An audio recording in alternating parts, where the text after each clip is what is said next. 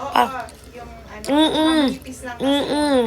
Ito makapal eh. Matamis talaga kasi yun eh. Ito makapal. Na. Siguro bago kumakain ng mansanas, kainin ko muna silang lahat.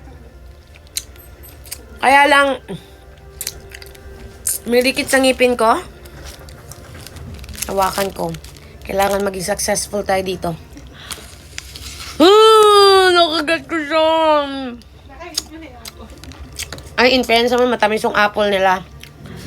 Masarap namang mansanas. Apple ba ito ng Canada? Oo, lalo na yung May dikit sa ngipin ko. lalo na yung Tell me your mama. Ang tamis ng apple. Okay.